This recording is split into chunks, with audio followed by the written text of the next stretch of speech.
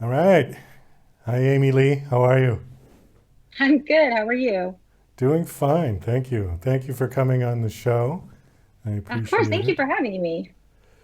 I got a kick out of something on your bio that I just wanted to bring up. When you're not writing, Amy Lee can be found dancing and singing in the car with the windows down.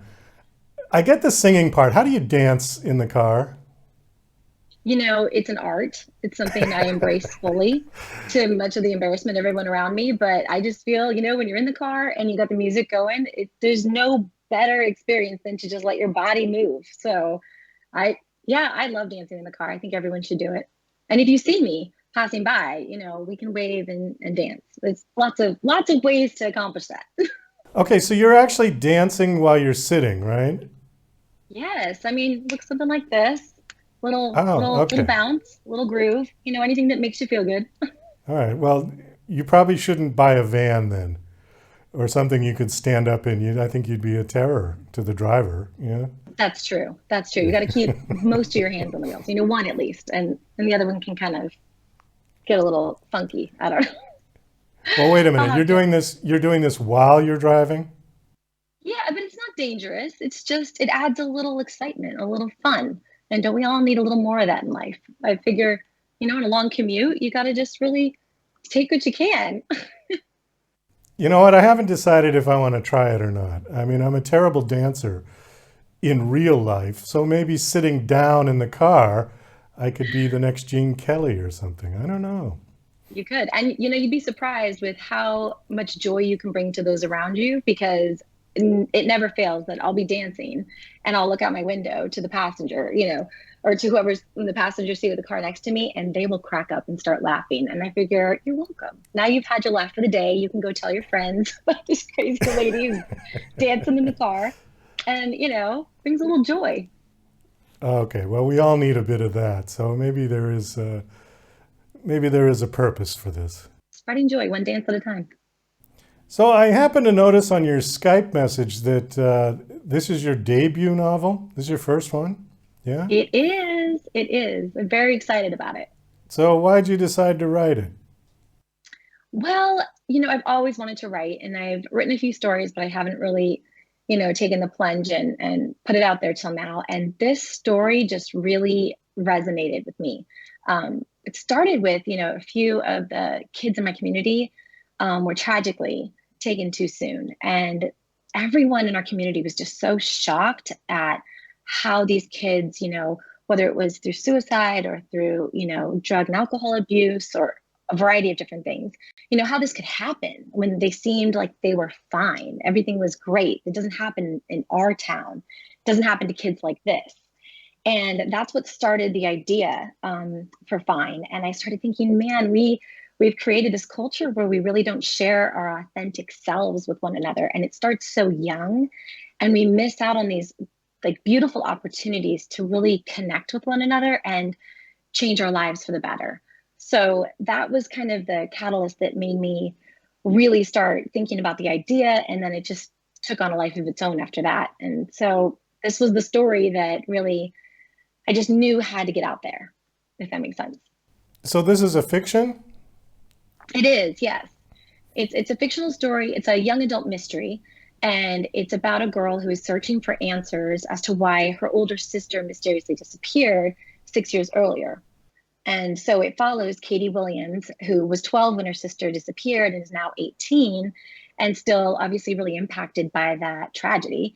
And she's looking for answers, trying to figure out what happened and why everyone seems to move on and she can't. So she looks into her sister's police file, and the story kind of follows her along her journey and looks through the police, interviews of everyone who was involved at the time. It goes through portions of Anna's diary, text messages, and kind of has a multimedia approach. So the reader feels like they're really with Katie as she revisits this moment in time. Okay, one of your talking points that I wanted to hit on was it said, why is it important for teens and young people to embrace life and all its meaningness? Messiness, Oh, messiness. I'm the sorry. I typo. read that Yeah. wrong. I was Oh, go going to ahead. say, how can we help them to do that? I think the first thing is just to be honest. I think if we all lived our lives with more honesty and really embraced the struggle that is life, there's so much joy and happiness in life, but there's also a lot of struggle and pain and sorrow and grief and all these things we don't like to talk about as much. And I think it's so important that we do talk about these things and we embrace them as part of our experience so that young people as they're coming of age and really embracing what it is to adult, they know that that's just a part of this crazy journey of life. And they would probably feel more inclined to talk about these things and to get the help they need when they need help and get the support they need. I mean, all of us really need more support. I mean, look at this year. This year has been so insane, and it's really shown us that not only do bad things happen that we can't control, but also we are so resilient and so capable of overcoming even the worst of our fears coming to life. So I think, as adults, especially, if we can just really be role models of what it is to embrace all of life, not just the happy and the pretty picture you put on your social media, but the other side of things, and really show that there's this full breadth of the human experience that is overall really good, so that you don't feel like when you face these things you have to check out too soon you know Yeah, one of the problems that I think may contribute to this is that some parents, now not all, but some parents' instinctive reaction is to protect their children, but they also will go about it in a way that is not helpful. In fact, it can be damaging to a child's ability to deal with the bad situations in life, where they sort of paint this rosy picture of everything is fine and everything is wonderful. That doesn't really prepare kids for the bad stuff that happens in life. And I think you're absolutely right that parents need to paint a realistic picture of what's out there.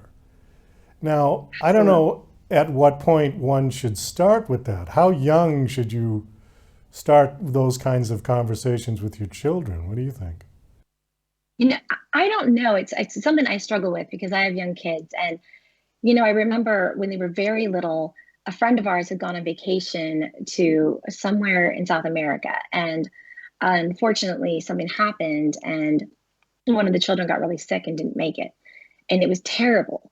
And a friend of mine was talking to their kids about it and said, "But don't worry, that will never happen.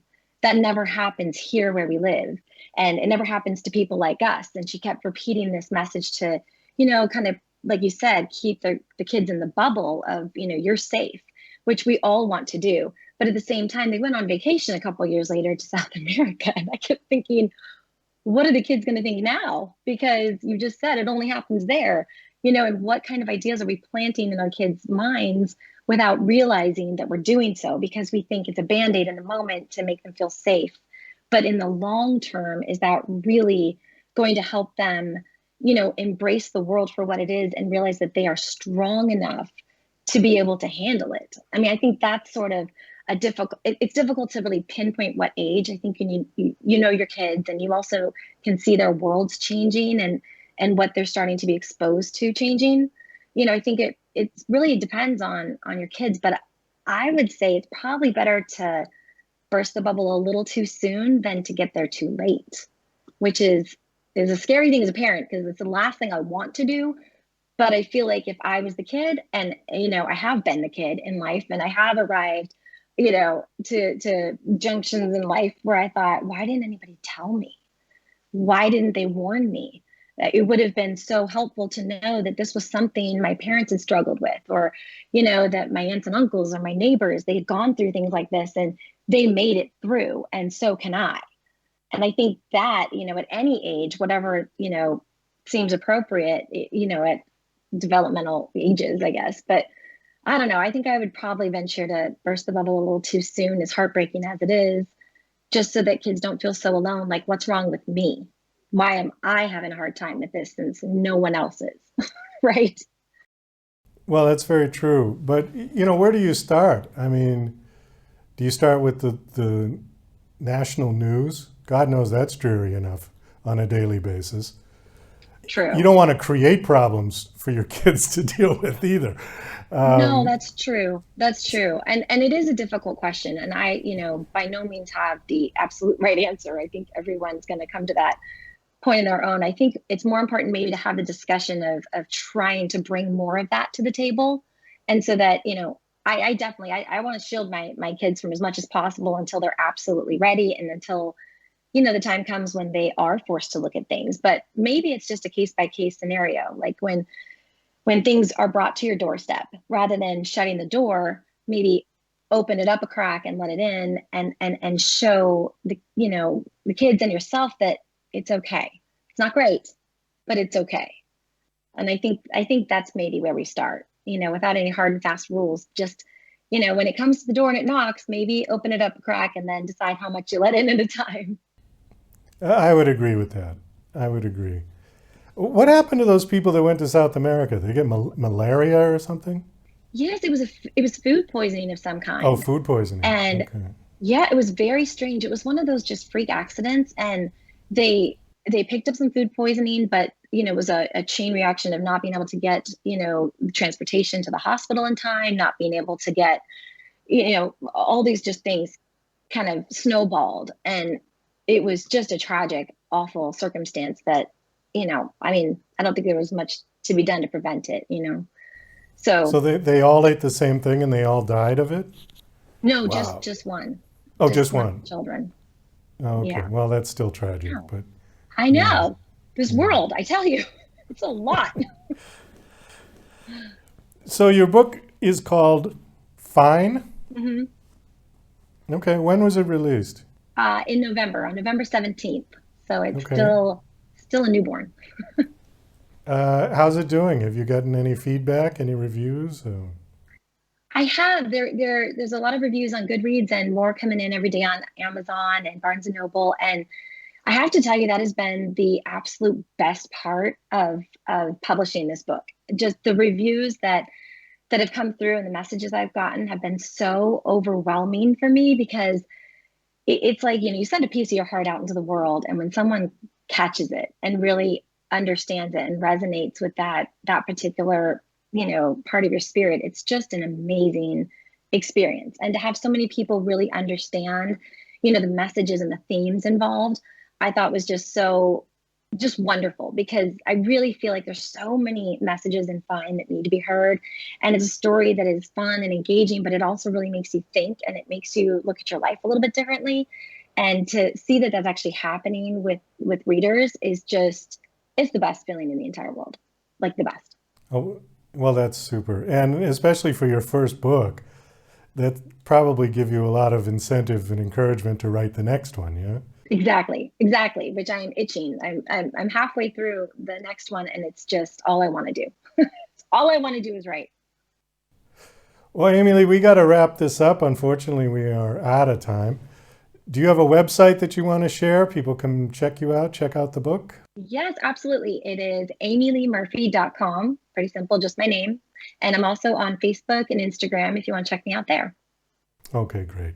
Thanks so much for coming on the show. It was nice talking to you, nice meeting you, and best of You luck. too. Thank you.